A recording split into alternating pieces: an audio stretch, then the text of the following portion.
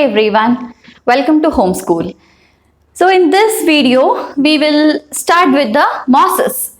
In the previous video, we have completed the liverworts, that is a group of the bryophytes.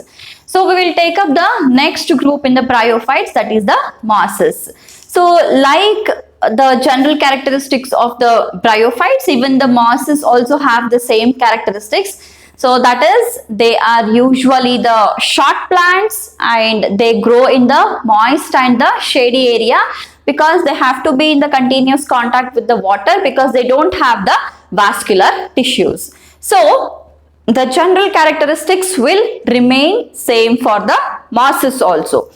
So a few important characteristics or very predominant specifications about the mosses here is, we had seen about the gametophytic and the sporophytic stages of the bryophytes in its general characteristic, as well as while dealing with the liverwort, that is an example of Marchantia we had seen, right? So in both the cases we had studied something like we have a gametophytic stage as well as we have a sporophytic stage. Similarly, in case of the mosses also, we have gametophytic stage as well as we have the sporophytic stage. But in case of the mosses, there is a very predominant gametophytic stage in the complete life cycle. Alright, in the whole life cycle, the gametophytic stage is also there, sporophytic stage is also there. But the gametophytic stage is more predominant as compared to the sporophytic stage of the life cycle. And that gametophytic stage of life cycle here, they have two phases. Alright, the example for the mosses is Funaria. So, in all the mosses, gametophytic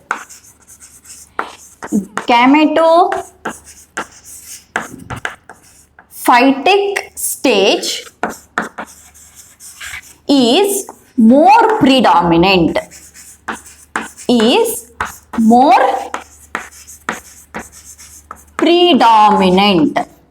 Okay, it is more predominant with two phases.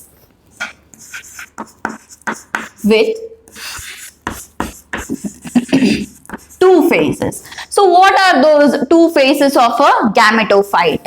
So the first phase is protonyma. The first phase of the gametophytic life cycle is the protonyma, and then second stage is the leafy phase. It is the leafy phase. So what exactly is the protonyma stage? So protonyma stage is a juvenile stage. Protonyma stage is a juvenile stage which is developed from spore.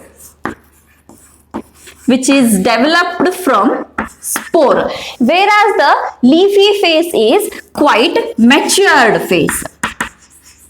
This is the matured phase. Anyways, we will see what exactly the juvenile and what exactly the matured phase is while studying the life cycle of it. Alright. So, the gametophytic stage, it predominantly has two phases. The first one is the protonyma, which is a juvenile phase or immature phase, and the second one is the leafy stage, which is quite matured stage. Fine.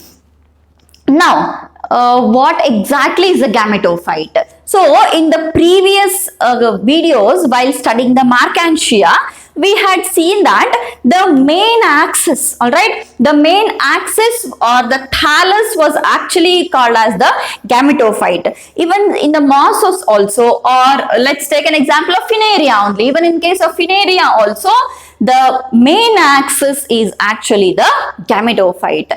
And you have to remember here is, in the bryophytes what we had studied, it is actually thallus-like, isn't it? Bryophytes are thallus-like. But in case of liverworts, what did I say?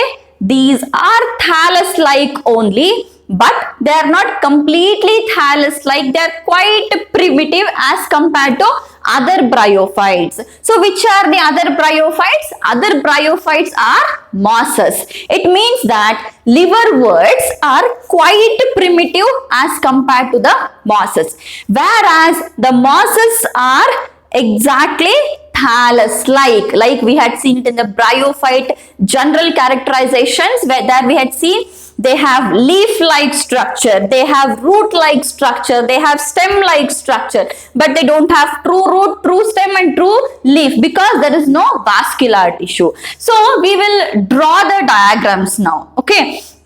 We will draw a moss. Firstly, we will draw the gametophytic stage and then we will draw the sporophytic stage. Okay. So how exactly it goes is, so firstly, we will draw one axis like this.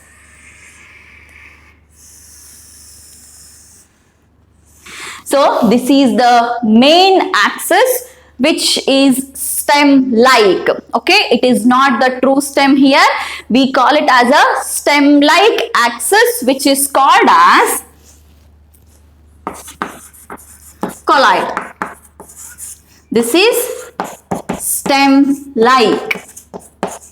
This is stem-like. And then we have some outgrowths here, which are root-like. Okay, which are root-like. They are called as rhizoids. Okay, they are called as rhizoids, and these are root-like, and this main axis is the stem-like colloid. We call it as colloid, and this is the rhizoid. And then we have some spirally arranged small leaf-like structures. Okay, I repeat it again. Some spirally arranged leaf-like structures are present here.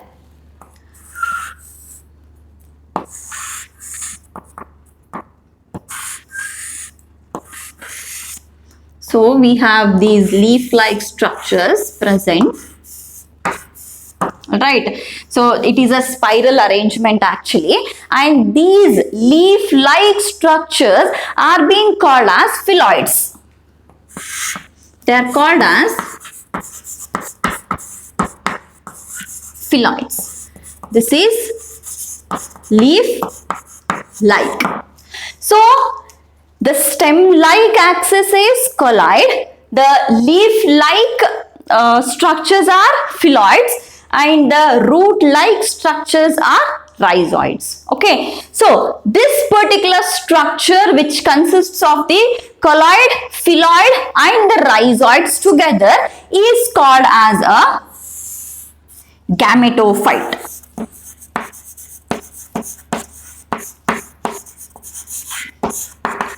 This is called as a gametophytic structure. This main axis, that is the colloid, okay, this main axis usually divides only once. Okay, let's imagine there is one division. There is one division. So this is actually the main axis, and here the main axis has been divided to form two branches, and let's imagine one branch is a male branch, another branch is a female branch. All right, and on the male branch, even this male branch also has the colloid and the phylloids as well as the rhizoids will be there, but I'm just drawing the axis here. Okay, so what happens on the male branch? Okay, on the male branch, at the head, this tip is called as head of the branch. On the male branch, what happens? The male sex organ develops. The male sex organ develops, and on the female branch, the female sex organ develops. So on the male branch, what happens? The antheridium develops, because antheridium is the male sex organ, and on the female, archegonium develops, because archegonium is the female sex organ. So when inside the sex organs there are gametes. As I said, these are called as the amphibians of the plant kingdom because they live in water. There were many reasons. Along with that, one more reason I had stated that the male gamete swims towards the female gamete for the fertilization to occur. So here what happens? From the male sex organ, the male gamete has to swim and it has to reach the female sex organ for the fertilization to occur. Alright, so let's imagine the fertilization has happened. If the fertilization occurs, okay, if the fertilization occurs, then on the female branch, so we have divided now, this is one is male branch, other one is the female branch, and on the female branch, one more structure develops. Alright.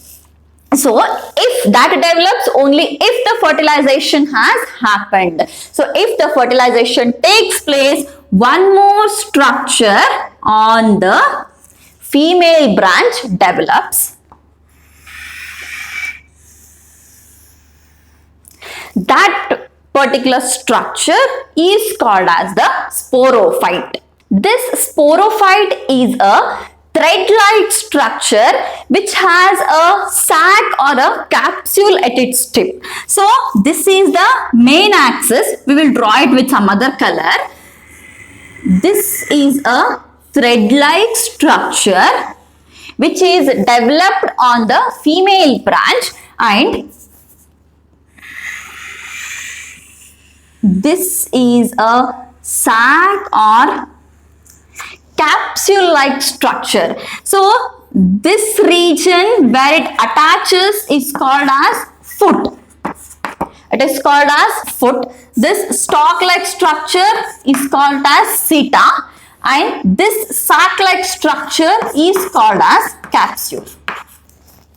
This is called as capsule. Alright. This structure which originates only if the fertilization takes place is called as the sporophyte. It is called as sporophyte.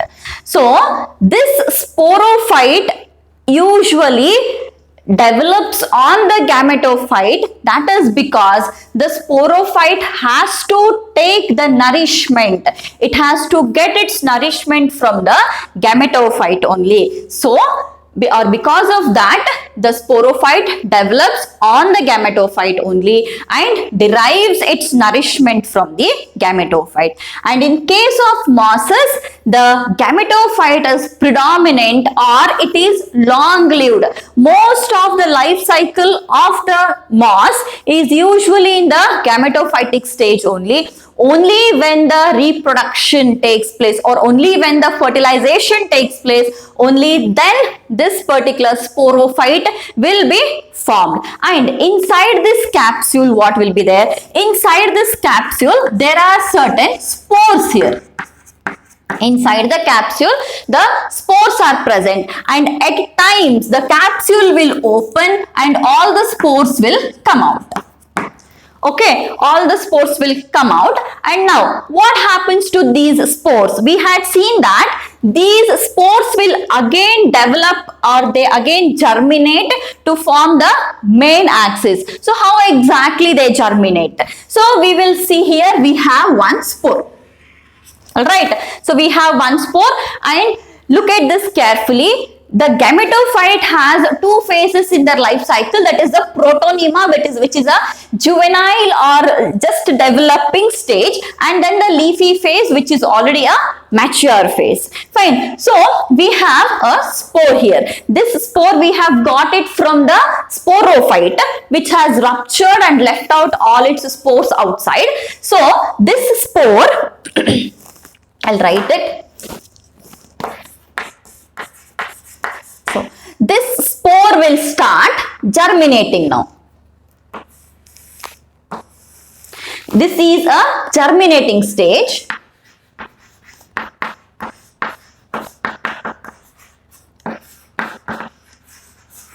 Okay, this is a germinating stage of the spore. Now, this germinated spore, or we shall write it Okay, we'll write it this way only. So now this germinated spore has formed a axis-like structure. Okay, it has formed a axis-like structure with some small outgrowths like this. So this stage, which is just a developing stage, which has just started its development to form a main body, is called as a protonema. It is called as protonema. So protonema is a juvenile phase which is developed from spore, isn't it? So from the spore, the protonema has been developed with small outgrowths which have just sprouted out, is called as the protonema. Next, what happens from this protonema stage? Next, these will grow. These will grow along with this. Okay, along with this, there is a formation of small bud-like structures. Bud-like structures. So these bud-like structures are actually the branches. Okay, so let's imagine we have one bud here also. So these bud will grow into branches like this. Fine. So this might be usually, all right, usually the branch which is still and erect will be a female branch, because that has to give rise to a sporophyte, and which is not that erect, usually that will be male branch, because anyways the gamete have to swim, so there is no development of the sporophyte on it. So the one which is more erect and stable, that will be a female branch. So let's imagine this is a female branch here and this is a male branch here. So this is a bud formation stage. Bud formation stage. This is not there, this is only for our understanding. And these have, in the bud formation stage, these have developed into the phylloids. They have just started developing into the phylloids. Okay, or you can just show very small phylloids like this. Very small phylloids. Later on, this will enter the next stage where it forms the, I'll write it this way, where it forms the complete leaf-like structures like a main axis. Okay, so how exactly the main axis formed?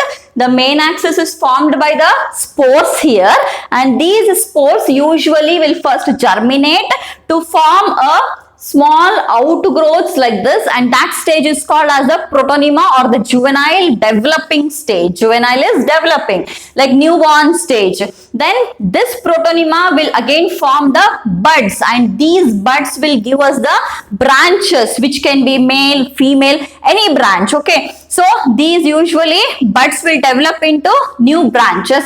Along with that, these small outgrowths will start growing into leaf-like structures, and then they will be completely developed to the leaves, that is the phylloids, and this is called as colloid, this is called as phylloid, and later the rhizoids also develop to form a complete leafy phase. That leafy phase is called as the main axis, that is the gametophyte in case of the mosses. And after the fertilization, on the female branch, the sporophyte develops again with a capsule at its tip. In the capsule, we have spores. Again, those spores will again develop into a new main axis or new plant body. Okay, this is the life cycle of the mosses. So I hope you have understood this. So anyways, characteristics of the general characteristics will remain same. So all that you have to understand here is the life cycle. Clear? And remember, The question will be asked, in case of mosses, the most predominant phase of the life cycle is, it is the gametophyte.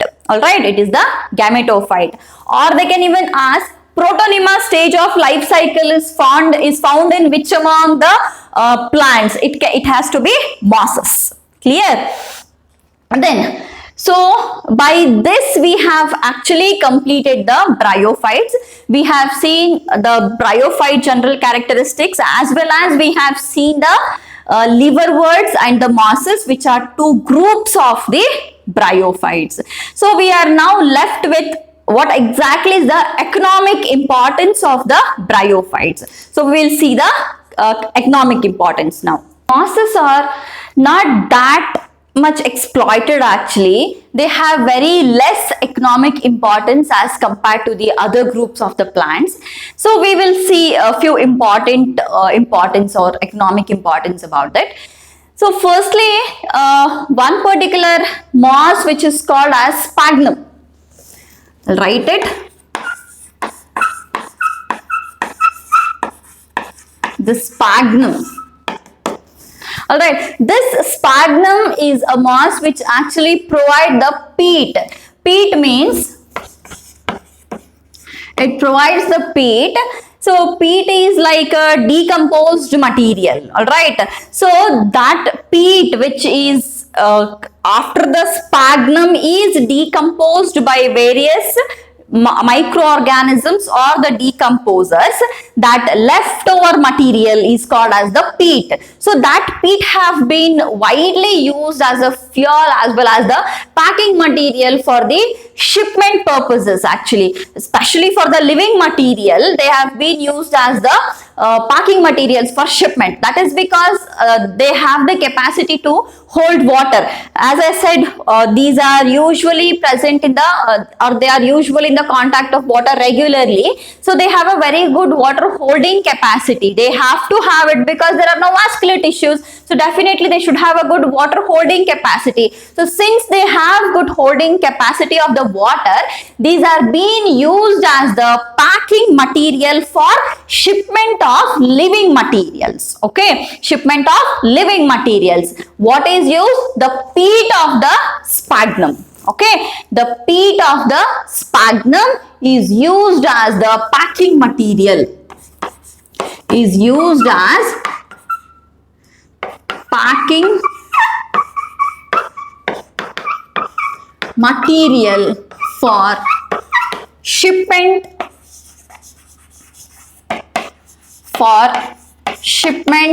of living materials. Because of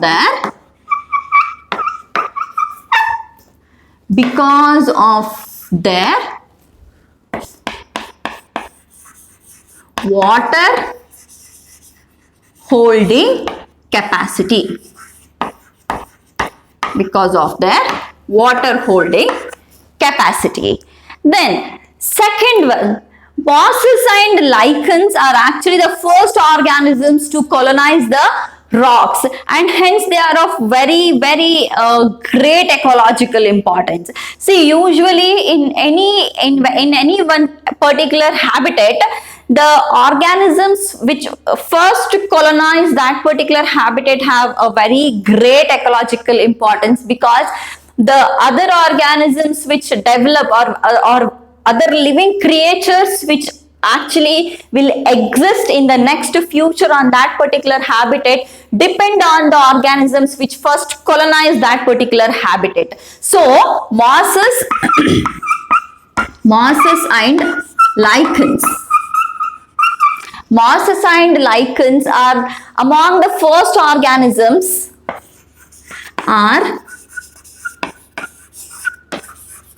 among the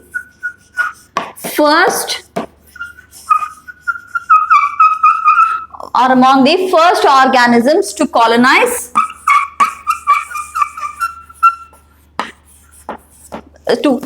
the rocks, and hence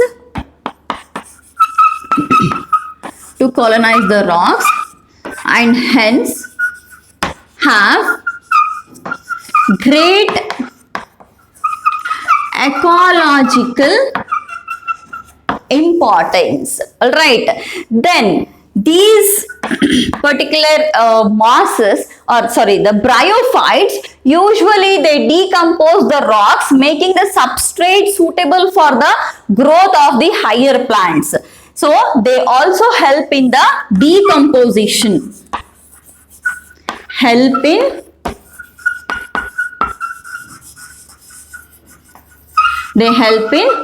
decomposition.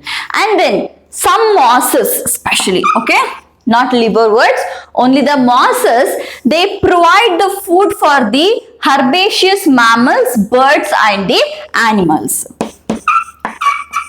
Mosses provide food for various herbaceous mammals, birds and animals. Herbaceous mammals, birds and animals. Okay, so these are few very important uses of the bryophytes.